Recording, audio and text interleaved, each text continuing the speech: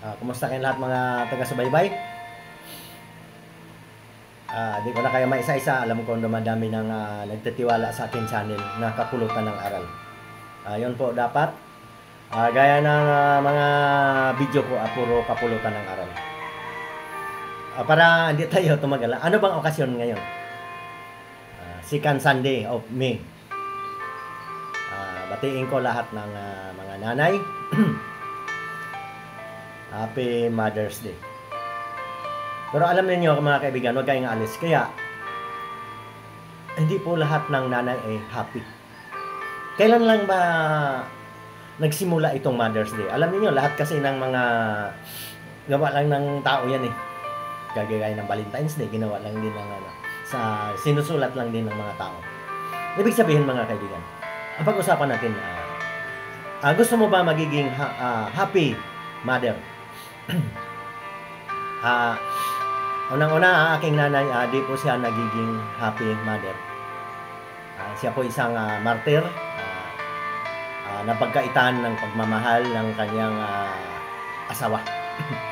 Hindi po happy ang aking nanay. Sa totoo lang po, nanay, pasensya ka na. At nung ikaw ay may sakit, inantay mo ako pero alam mo naman ang dahilan. Ayaw ko na dalawa pa tayo ang mawala. Inay, alam ko na intindihan mo na.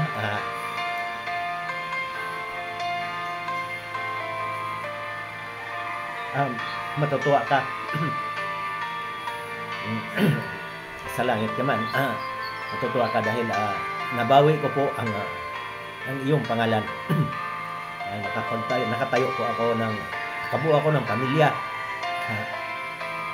Nabawi ko yung karanasan natin.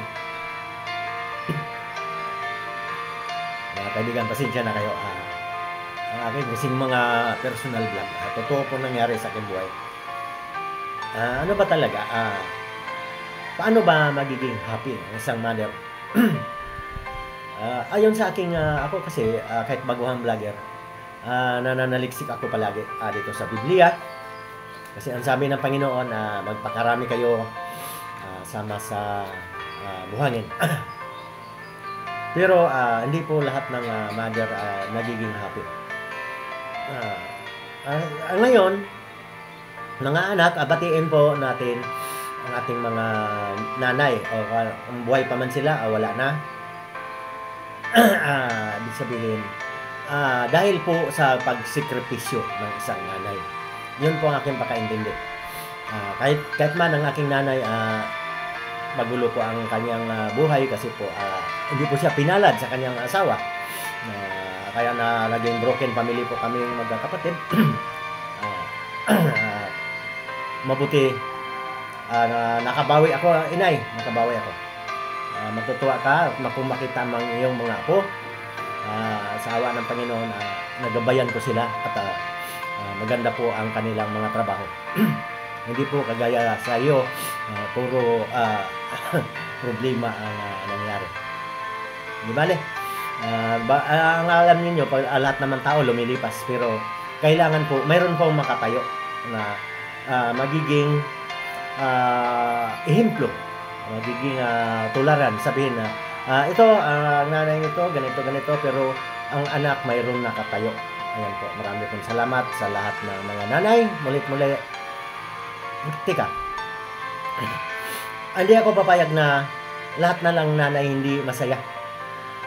Para masaya maging nanay, kayo mga kabataan, saan ba kayo papunta? Magiging nanay din kayo mga babaeng bata. Planuhin po ninyo para magiging happy mother kayo. Huwag po kayong basta-basta papasok sa pamilya, magpamilya na hindi kayo handa.